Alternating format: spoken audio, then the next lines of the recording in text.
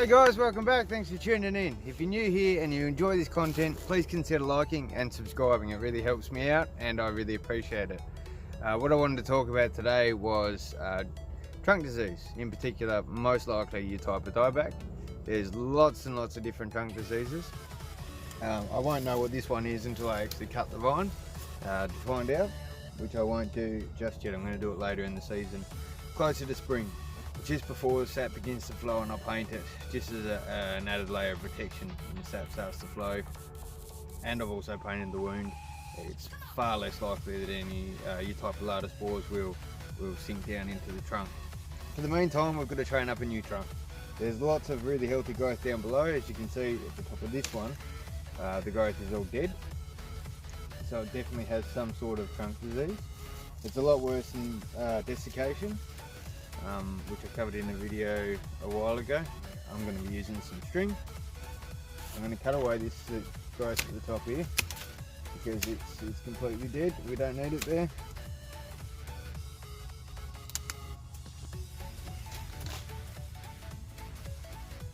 And this is the method or the technique that I use to train up a new trunk. So I'm just going to clean up the base of this trunk to see what we're looking at. Peel away all this leaf litter and dead grass. Now we only need to keep one shoot in play, and the rest are essentially disposable. So have a look at what we can cut away. I'll cut away these laterals. I'll leave some of that leaf growth on there still, and you'll see why in a second. Cut away these tendrils because they're not really necessary at the moment. There's a shoot here that's on the ground. We'll break that one off, don't need it. And we just want to keep this one shoot here in play and clean up the tendrils, the laterals that are on it, to get them out of the way. There are a couple of techniques that we could use here.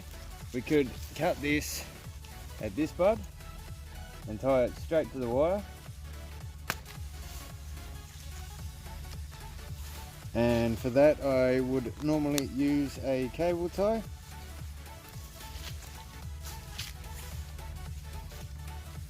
Pull him down nice and tight, use a cable tie.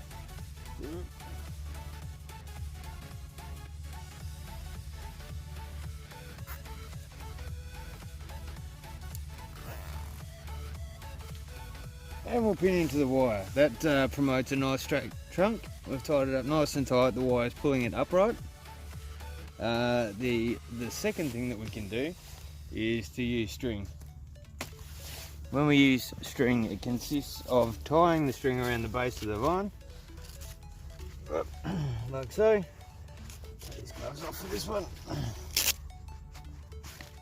Need a little more dexterity. Tying some blue string, or just some string around the base of the trunk.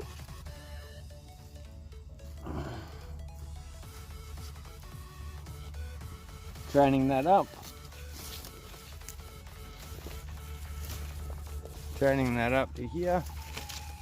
A pocket knife is probably the most useful tool that a vigneron, someone working in a vineyard, could possibly have.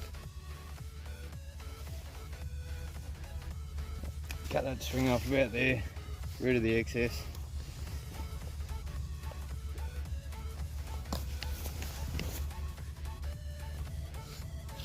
So here we just feed the string up, put a little bit of tension on the wire, on the fruiting wire, is the one I'm tying it to. Put a little bit of tension on, wrap the string around a few times, and then just tie a very simple knot that we can undo, leaving a tail that we can undo next season.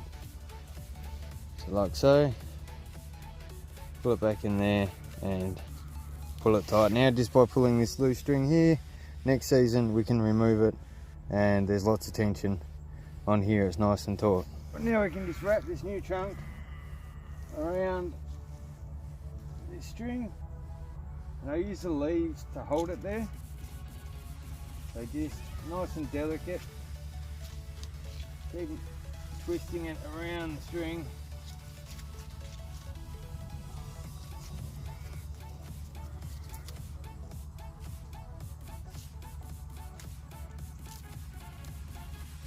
And you can see now I wanted to remove the laterals because the laterals make this process a hell of a lot harder. Wrap that around just like this.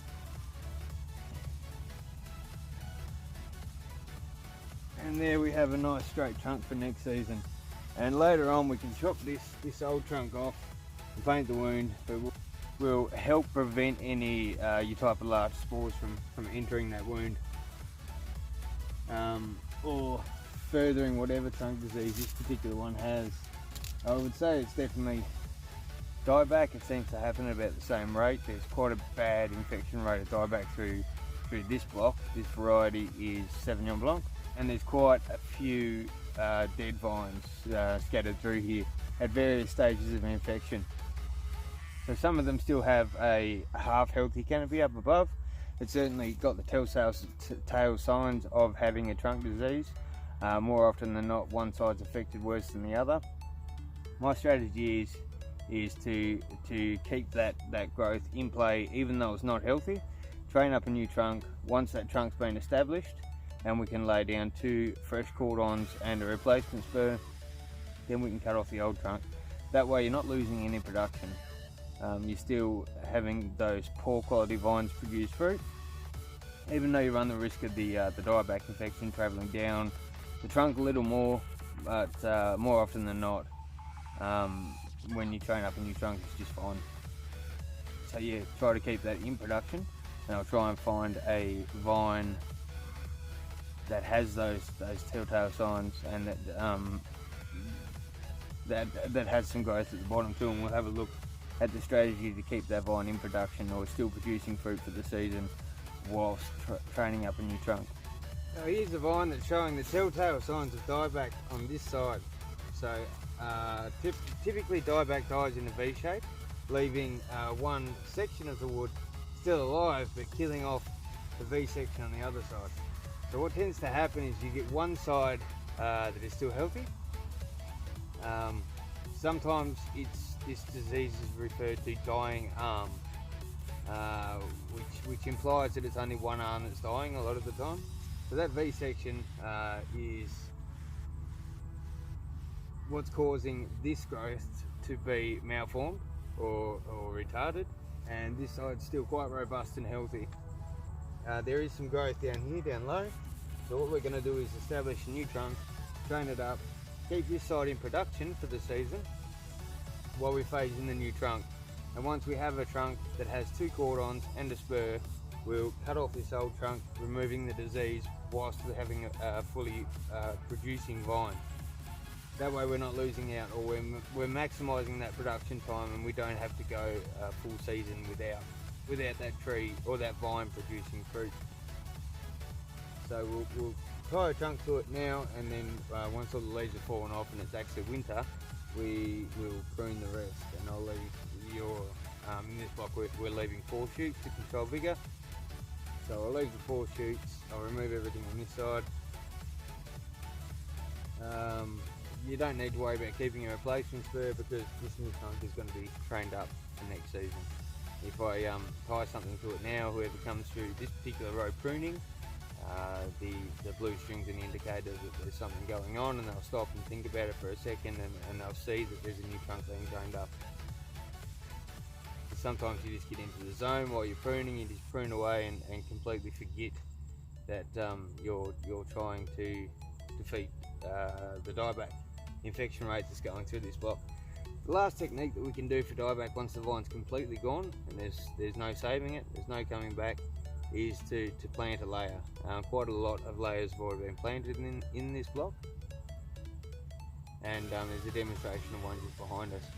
So this is an example of a successful layer that's been planted in the past. Now you can tell here by the girth of this trunk and the size of the layer arm that there was a girdle used.